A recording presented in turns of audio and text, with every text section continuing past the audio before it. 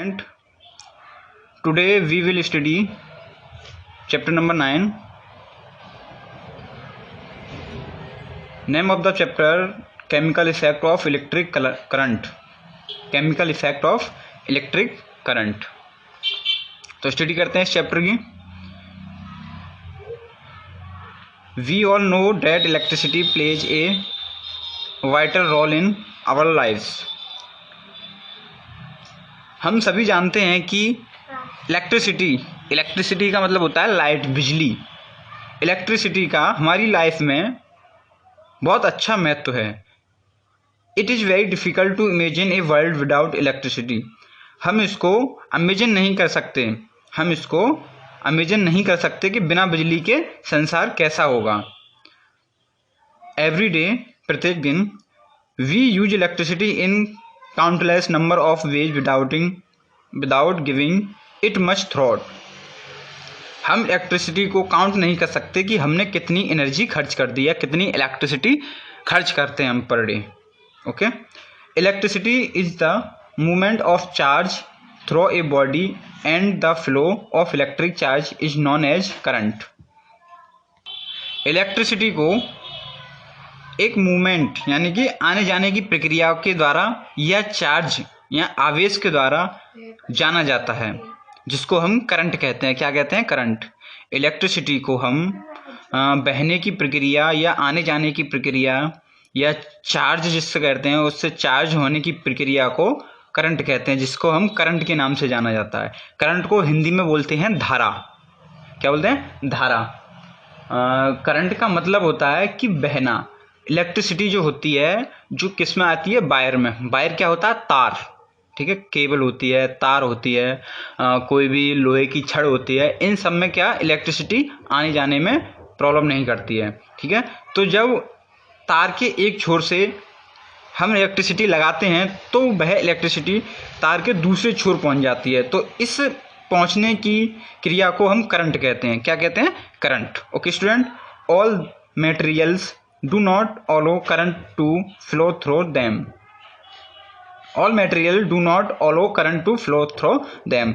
सभी पदार्थ यानी कि all materials means होता है पदार्थ, कोई भी वस्तु, things. सभी पदार्थों में करंट नहीं बह सकता. सभी पदार्थों में करंट नहीं बह सकता. जैसे कि मैंने भी आपको बताया कि वायर होते हैं आपके स्टील के, कॉपर का, सिल्वर का, ये वायर होते हैं. ठीक है. तो इन वायरों में क्या होता है? लाइट जा सकती है. लेकिन प्लास्टिक है हमारी, प्लास्टिक में बिजली नहीं जा सकती. ठीक है. जैसे लोहे की छड़ में जा सकती है, लेकिन प्लास्टिक की छड़ होती है तो इसमें बिजली नहीं जाएगी. तो इनका कहने का मीन्स है कि इलेक्ट्रिसिटी सभी मटेरियल्स में नहीं जाएगी. Keeping this in mind, materials are categorized and conductor and insulator. इसको दिमाग में रखना है. कीपिंग दिस इन माइंड, दिमाग में रखना है इसको कि मटेरियल आर कैटेगराइज्ड, मटेरियल की, पदार्थों की कैटेगरी होती हैं. जैसे कि कंडक्टर एंड इंसुलेटर. कंडक्टर होते हैं जिसमें बिजली जा सकती है और इंसुलेटर होते हैं जिसमें बिजली नहीं जाएगी. ठीक है. Conductor are material which allow electric current to flow through them. Conductor में बिजली जा सकती है. ठीक है. बह सकती है. All metals alloy of metal, rain water etc are good conductors. All metals alloy of metal. बारिश का पानी यानी रेन वाटर और मेटल और सभी मेटल, ये सभी करंट के बहने के अच्छे कंडक्टर हैं. ठीक है. आर गुड कंडक्टर्स, ये सभी अच्छे कंडक्टर हैं. Insulator are the material which do not allow electric current to flow through them. Insulator जो होते हैं उनमें बिजली नहीं बह सकती है. For example distilled water, plastic etc. बारिश का जो पानी होता है उसमें बिजली बह सकती है. डिस्टिल्ड वाटर होता है आश्रित जल, जिसमें बिजली नहीं बह सकती. ठीक है. और प्लास्टिक में बिजली नहीं जा सकती. यदि हम प्लास्टिक में एक छोर से अगर इलेक्ट्रिक करंट देते हैं इस फैन में, ठीक है, या फिर ये स्केल है मेरे पास, यदि स्केल को हम इधर से अगर तार लगाते हैं इसमें करंट का तो इधर बिजली नहीं आएगी, लेकिन यदि यही लोहे की छड़ होती तो इधर से हम करंट लगाते और इधर लाइट आ जाती। तो इस जो बीच में जो लाइट चल रही है उसको हम करंट बोलेंगे। क्या बोलेंगे? Current. Okay student, electrical energy is a very useful form of energy. Electrical यानी विद्युत एनर्जी एक बहुत ही यूजफुल एनर्जी होती है, बहुत ही यूजफुल एनर्जी होती है। It can be converted into chemical energy of certain types of substance. It can be converted, इसको कन्वर्ट किया जा सकता है केमिकल एनर्जी में, इसको कन्वर्ट किया जा सकता है केमिकल एनर्जी में कुछ इस प्रकार, ठीक है, परिवर्तित किया जा सकता है पदार्थों की मदद से। और this is what we call as the chemical effect of current. इसे ही हम करंट का रासायनिक प्रभाव कहते हैं, इसे ही हम करंट का रासायनिक प्रभाव कहते हैं या केमिकल इफेक्ट कहते हैं। तो चैप्टर का जो नाम था हमारा chemical effect of electric current, यानी विद्युतीय करंट का, और केमिकल इफेक्ट क्या होगा तो रासायनिक प्रभाव क्या होगा। तो जब हम कन्वर्ट करते हैं केमिकल एनर्जी में इलेक्ट्रिक को, तो उसी प्रभाव को हम केमिकल इफेक्ट ऑफ करंट का केमिकल इफेक्ट कहते हैं। इन दिस चैप्टर, इस चैप्टर में you will learn about the process in which electric energy is converted to into chemical energy. और इस चैप्टर में यू विल, आप सीखोगे कि इलेक्ट्रिक एनर्जी को केमिकल एनर्जी में कैसे कन्वर्ट किया जा सकता है। Let's check a few liquid for their electric conductivities. समझने के लिए वर्तमान का रासायनिक प्रभाव, we need a tester to check the electrical conductivity of a liquid. तरल, लिक्विड मीन्स होता है तरल, लिक्विड का मतलब होता है पानी है, दूध है, ये सभी क्या हैं? लिक्विड हैं, ठीक है। तो लिक्विड, तरल, विद्युत, लिक्विड, इलेक्ट्रिसिटी चालकता को की जांच के लिए हमें एक परीक्षक की आवश्यकता होती है, एक परीक्षक की आवश्यकता होती है। वी नीड टेस्टर, जिसको हम क्या कहते हैं? Tester, to check electrical conductor of a liquid. Tester का काम होता है कि लाइट आ रही है नहीं आ रही है उसको चेक करने के लिए हमें आवश्यकता होती है, ठीक है स्टूडेंट। नेक्स्ट पेज है we can classify different liquid as good or poor conductors depending upon the reflection on the magnetic compass when the free ends of wire were kept in various liquid. We can classify different, हम classify यानी अलग अलग liquid को classify कर सकते हैं, good और poor, अच्छे और खराब का, ठीक है। हम अलग अलग तरल पदार्थ को अच्छे या खराब कंडक्टर के रूप में कैसलाइज या डिफ्लेक्शन या डिपेंड कर सकते हैं जो कि चुंबकीय प्रभाव, जो कि चुंबकीय, मैग्नेटिक कंपास का मतलब होता है चुंबकीय, मैग्नेट मीन्स होता है चुंबक, कंपास मीन्स होता है दिशा बताने वाली जो सुई होती है, वो मैग्नेटिक कंपास के कहते हैं उसको। व्हेन द फ्री एंड्स, जब तारों के मुक्त सिरों को विभिन्न तरल पदार्थ रखे जाते हैं, ठीक है। नेक्स्ट है it must be noted that air is a very poor conductor of electricity while tap water is also a poor conductor but it is a better conductor than air, ठीक है। तो यह है ध्यान दिया जाना चाहिए, इट मस्ट बी नोटेड, यह नोट करना चाहिए दैट कि air is a very poor conductor, हवा बिजली का एक बहुत खराब कंडक्टर है। हवा is a very poor electricity, air जो हवा है वह बिजली का बहुत ही खराब कंडक्टर है। जब नल का पानी भी एक खराब कंडक्टर है, जबकि वाइल मीन्स होता है जबकि, tap water is also poor conductor, जबकि नल का पानी भी एक खराब कंडक्टर है। लेकिन लेकिन इट इज ए बेटर, लेकिन यह एक बेहतर कंडक्टर है बेहतर कंडक्टर है हवा से, लेकिन हवा से तो ये बेहतर कंडक्टर है। इसका मीन्स है इट इज मस्ट नोटेड, हमें यह सारी चीज़ें नोट कर लेनी चाहिए कि हवा बिजली का एक बहुत ख़राब कंडक्टर है, जबकि पानी भी एक ख़राब कंडक्टर है, लेकिन हवा से अच्छा कंडक्टर है पानी। पानी में ऊर्जा बह सकती है, लेकिन हवा में ऊर्जा नहीं जा सकती, यानी कि हवा में बिजली नहीं चल सकती। Okay student, it is because of this that when we touch an appliance with wet hands, water provides a conducting path. It is because of this that when we touch an appliance with wet hands, water provides a conducting path for the current and we get an electric shock.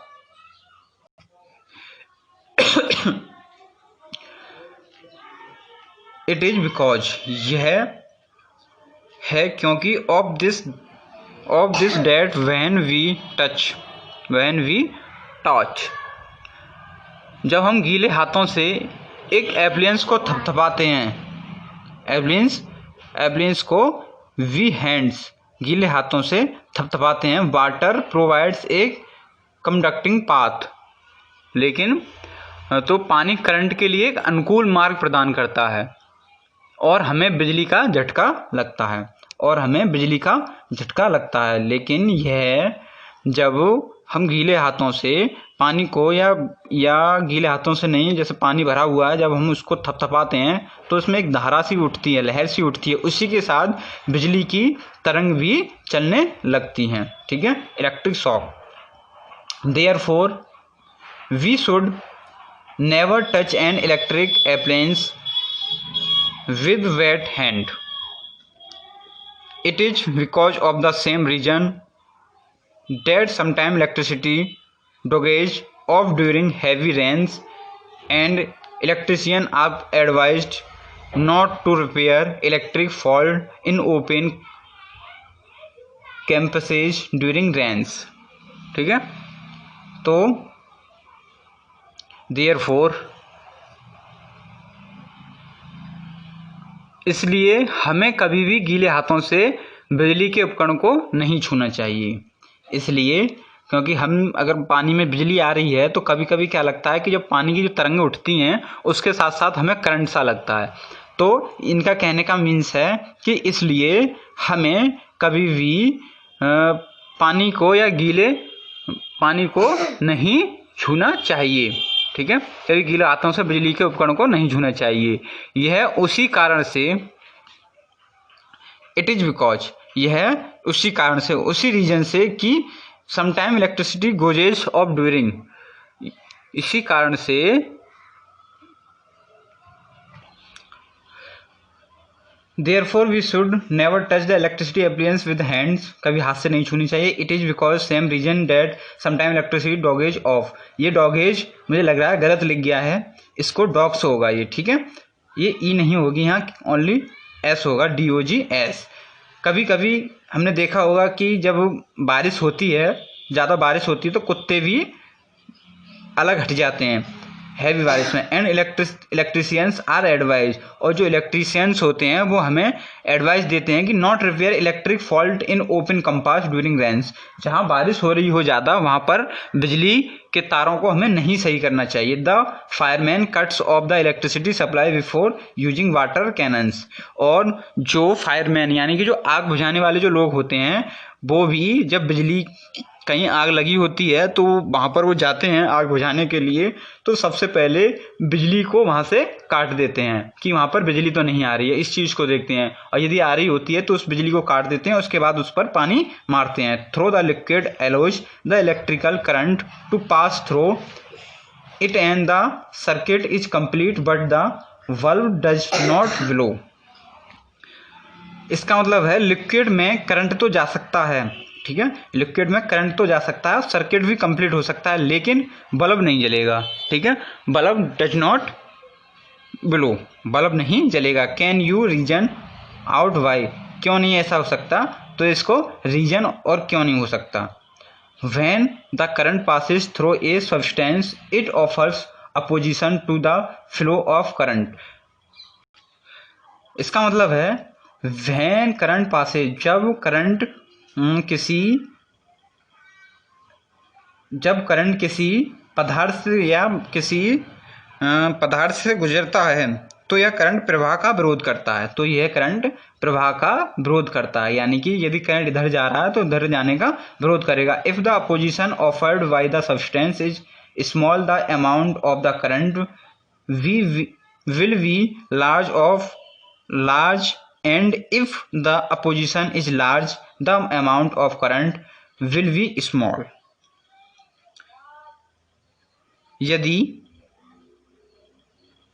यदि opposition offered by substance is small, यदि पदार्थ द्वारा दिया गया विरोध छोटा है, पदार्थ द्वारा दिया गया अपोजिशन छोटा है, the amount of the current छोटा है, तो धारा की मात्रा बड़ी होगी, तो धारा की मात्रा लार्ज बढ़ जाएगी।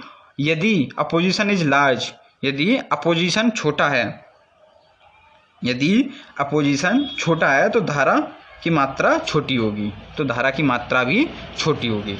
इसका मतलब है अपोजिशन, जब हम किसी पदार्थ में धारा को प्रवाह करते हैं तो उसका वो विरोध करती है, और विरोध करने का मतलब है कि यदि धारा का प्रवाह छोटा है तो करंट क्या होगा, बड़ा होगा, यदि बड़ा है तो करंट कैसा होगा, छोटा होगा, स्मॉल, छोटा होगा। Flow current, if the amount of current passes through the circuit is too small, the filament of the valve does not get heated to a high temperature and it does not glow. यदि small flow कर, यदि amount of current Passage through the circuit, यदि किसी circuit से amount पास हो रहा है कम, तो फिलामेंट ऑफ बल्ब का जो फिलामेंट होता है, बल्ब आपने देखा ही है सभी लोगों ने कि बल्ब में एक छोटी सी माला होती है जो स्प्रिंग टाइप से घूमी होती है, उस माला को फिलामेंट कहते हैं। क्या कहते हैं, फिलामेंट। वो जो एक स्प्रिंग टाइप की जो बनी हुई होती है उसको हम फिलामेंट कहते हैं। कि यदि करंट या सर्किट छोटा होगा और करंट कम पास हो रहा होगा तो उसका जो फिलामेंट है वह हीट नहीं होगा, हाई टेम्परेचर तक गर्म नहीं होगा, तो वह प्रकाश नहीं दे पाएगा। ठीक है, temperature it does not glow, और वह नहीं जल पाएगा। This means that A tester may not give us satisfactory result. इसका मतलब है कि एक टेस्टर हमें सेटिस्फाई या संतोषजनक परिणाम नहीं दे रहा है, रिजल्ट नहीं दे पा रहा है। Can we make another tester without using a वल्व to associate that the current is passing. क्या हम एक बल्ब का उपयोग किए बिना एक और परीक्षक बना सकते हैं? क्या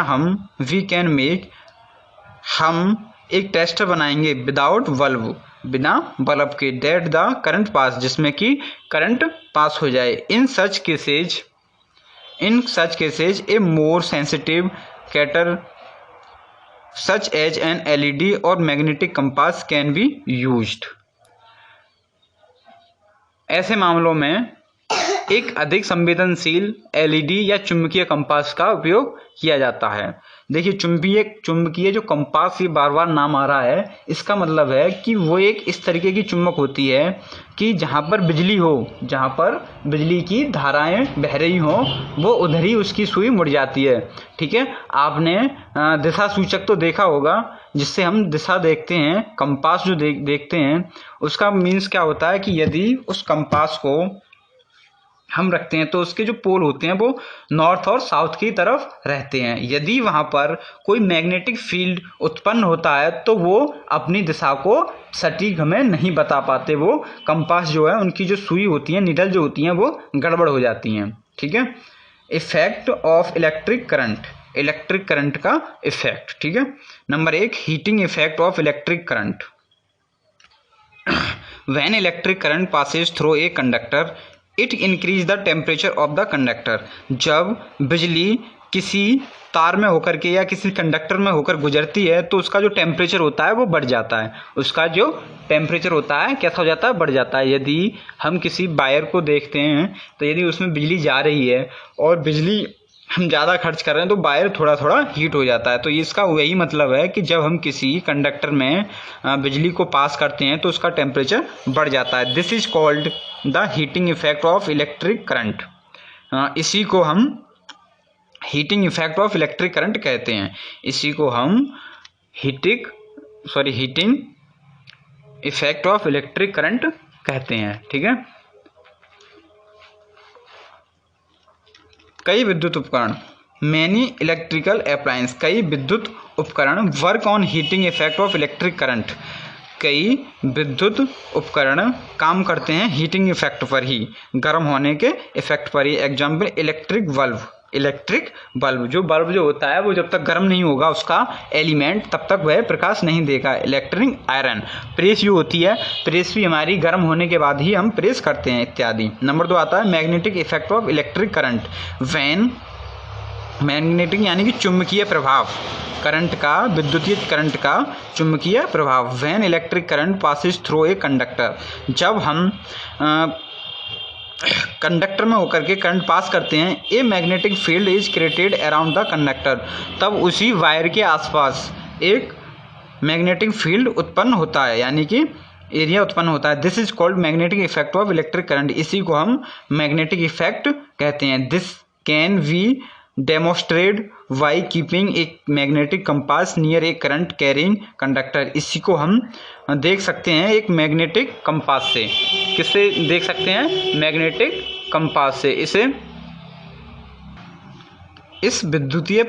इस चुंबकीय प्रभाव को उस वहाँ पर मैग्नेटिक कंपास रख करके अलग किया जा सकता है। Near a current carrying conductor, उस करंट कंडक्टर के पास रख करके अलग किया जा सकता है। ए magnetic compass show deflection when it placed near a current carrying conductor. The device which work on magnetic effect of electric current are electric motor और इलेक्ट्रोमैग्नेट।